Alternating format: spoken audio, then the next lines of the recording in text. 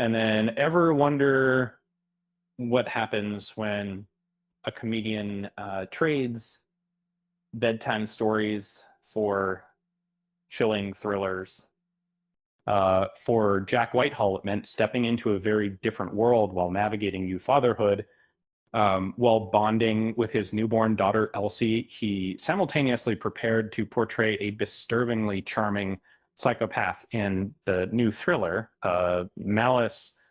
Uh, it created a peculiar contrast at home with his fiancée, Roxy Horner, as he researched characters capable of outward charm, concealing dangerous intent. Uh, he recalls a surreal time balancing the blissful bubble of new parenthood with preparing for such a dark role. Um, One day, Roxy found him watching Psycho with Elsie, well, perhaps a bit mature for the tiny tot. He was so young it slipped by dog. Shortly after Elsie's birth, the show's writer sent him a book about a French serial killer, along with flowers.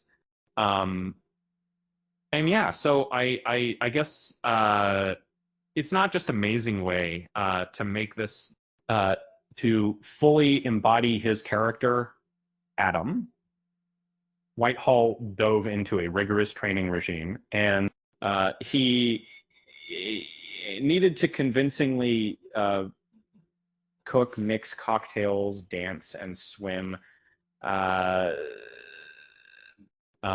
he laughs, admitting it was challenging as he's more accustomed to playing inept characters. As Malice unfolds, Adam's true nature is revealed.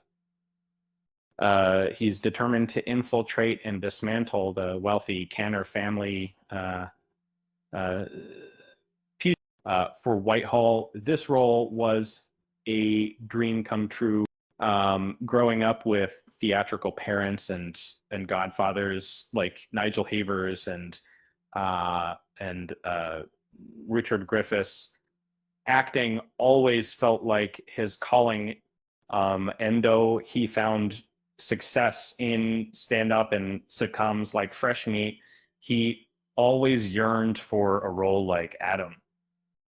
He was captivated by villains in 80s and 90s American films, particularly Alan Rickman's Sheriff of Nottingham.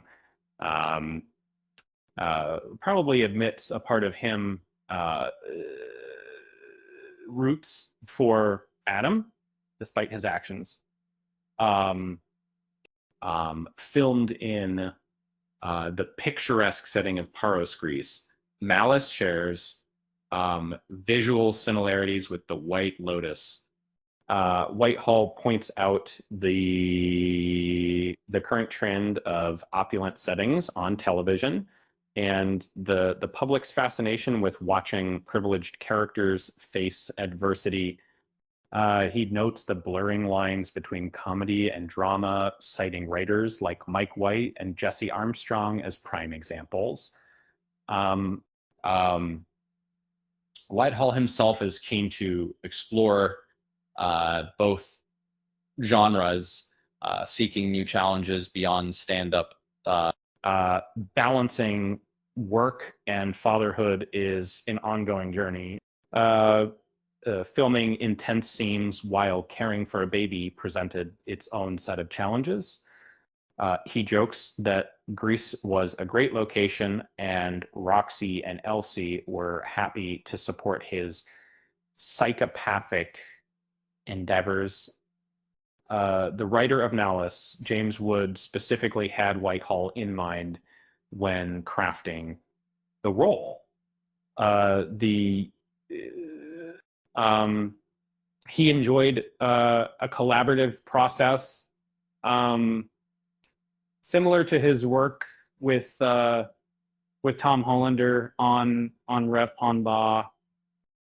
He believed Whitehall's charm and comedic timing would make Adam a truly compelling villain, and Wood was confident that Whitehall could pull off the darker aspects of the role drawing inspiration from performers like Robin Williams and Peter Sellers. And he also recognized the current public appetite for stories about dissection and intrigue. So what's next for Jack Whitehall? He's currently writing a new sitcom and developing a couple of movies, aiming for a diverse range of projects. He wants to continue pushing boundaries and finding new creative outlets. Speaking of pushing boundaries, did you hear about the comedian who tried to smuggle a cactus into a comedy club? He got pricked for his efforts. With that said, thanks for watching, and until next time.